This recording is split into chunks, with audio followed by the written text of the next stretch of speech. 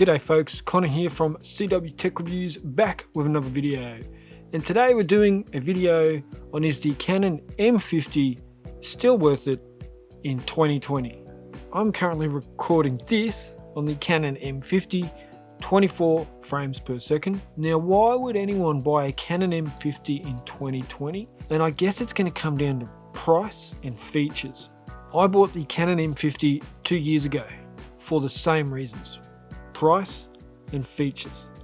And at the time I wanted 4K 24 frames per second. And then before I bought it I realized I wasn't going to get good autofocus at 24 frames per second in 4K, but it still had the best video capabilities for me for starting a YouTube channel. So I got it. I think I paid about $810. That's Aussie dollars. So US, you're probably talking about $500, and you got a lot of features for that. Now, when it comes to, just let me adjust this. When it comes to camera features, the Canon M50, I think, does a really good job for what it offers. It doesn't offer a lot when it comes to photography in terms of dynamic range, in terms of megapixels, in terms of the sensor. It's a pretty standard sort of set of features that you get on a low range mirrorless camera. Low range, I mean price and features. So I'll put some examples up here of some photos I've taken. I love it for photography. It is my only camera when it comes to photography. I do have, like, this is the Pixel 3 and it's great for some basic photos. It's great for just pulling a phone out of your pocket and taking photos. But if I want good quality photos, I turn to the Canon M50, which is what I'm recording on. There we go. That's what it looks like. The Canon M50 set up for video.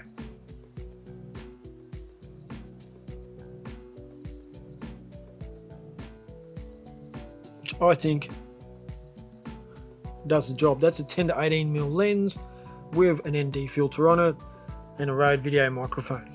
So yeah, if I'm purposely going out to do some photography, the Canon M50 comes with me. I don't even think about doing good photography with my smartphone. I get too much control with a mirrorless camera or a DSLR. You get way more control and you can get a better picture. You will always get a better picture because you have that control. Now, smartphones do give you some control over their photography and they have manual controls, which is great, but I always seem to get more control. I can make better decisions when I'm using a camera like the Canon M50. So for me, it's been a dual purpose device. Some people get it purely for videos, some people for photography. For me, it's both. Absolutely, 100% serves both purposes. And I've never been unhappy with it. I do suffer from give me more, so I'm currently looking at upgrading my Canon M50 because I do want more megapixels. I do want autofocus in the camera in 4K. So I'm looking at the Canon 90D, but that's another video. You're gonna do a lot of photography on it. Like, I turned this on and I didn't use anything but manual settings because I was taught you had to learn your camera. You had to learn about photography. You had to learn about videography. And the Canon M50 was the device that I chose to learn on. So I did not turn it on auto. I did not try all those other functions out. I just put it on manual mode for photography and manual mode for video. And I took an awful lot of bad photos and an awful lot of bad video that couldn't be used in my YouTube videos. You think my YouTube videos are bad? You should see the stuff I deleted. I mean, I deleted so many videos and so many clips and so many photos because they were terrible. And I learned on the Canon M50. And it's slowly given me more and more skills, and I have a really good understanding now about ISO and aperture and shutter speed and dynamic range and metering and lighting. All the basic stuff that you don't know by using auto mode, that you don't know from using a smartphone most of the time. You actually have to learn it. And you can watch videos on it, but until you actually do it, that's what's going to make the difference. So I'm that dude you see out, he's got his camera with him. You know, I'm like always carrying it around. I've always got my Canon M50. If I go for a bike ride to keep fit, I've got a backpack on with the Canon M50 in it just in case. I've also got my smartphone with me because it's tracking my kilometers and all that sort of stuff, but I've always got the Canon M50 close by.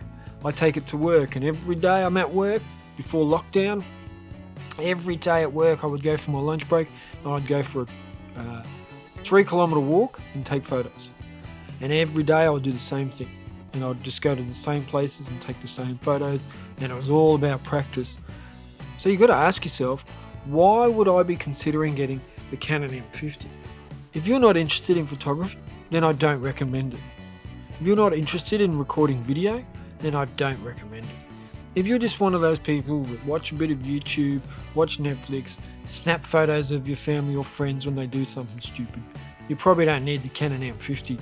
But if you're just starting to get into photography and you've only got so much money you want to spend, I think the Canon M50 is a real winner.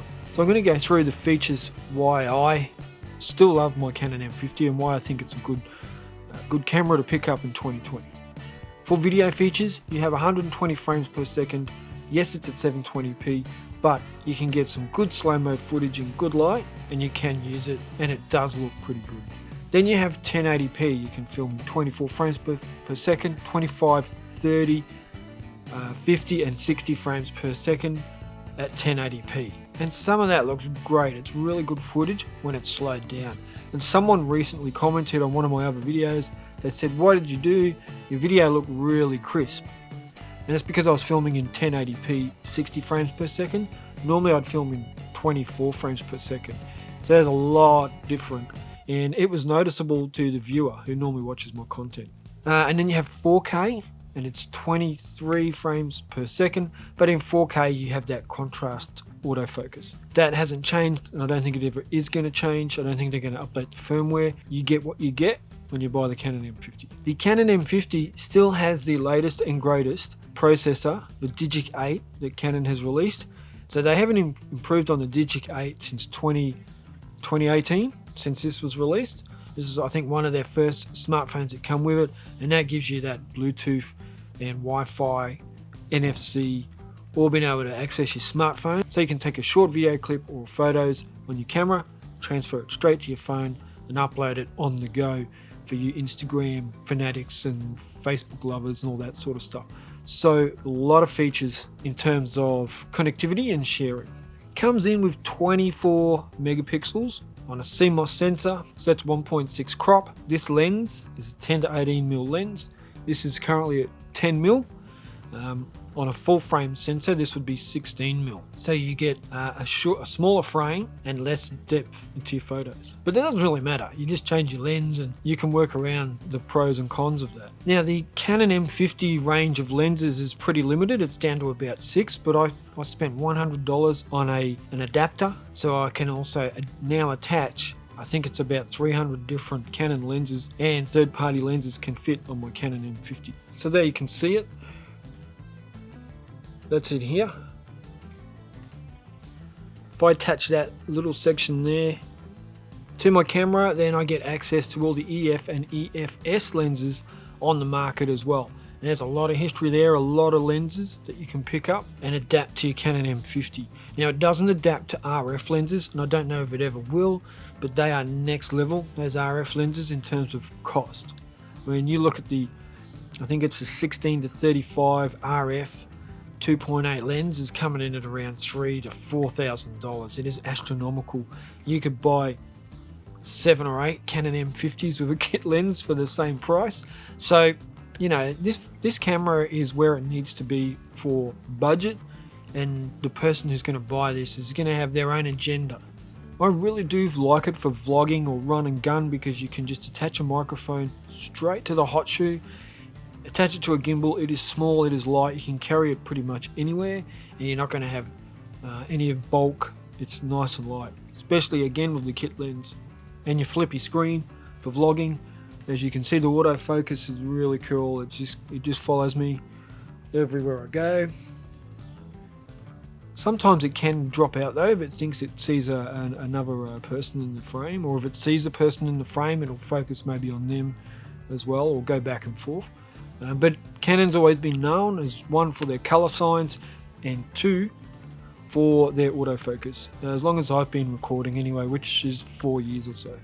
So I use my Canon M50 for astrophotography. Here's a couple of photos on that. I don't get out much because of this whole quarantine lockdown thing. If you're watching this was filmed during quarantine or lockdown, self-isolation, whatever you want to call it. Go out sometimes on my runs and do a little bit of photography while I'm out doing some exercise. And the Canon M50 has never let me down. Now there are so many different specs for me to discuss, but most of them we don't really care about. You know, if I think of when do I use the M50 the most, why do I use it, and why is it a camera I would recommend to you.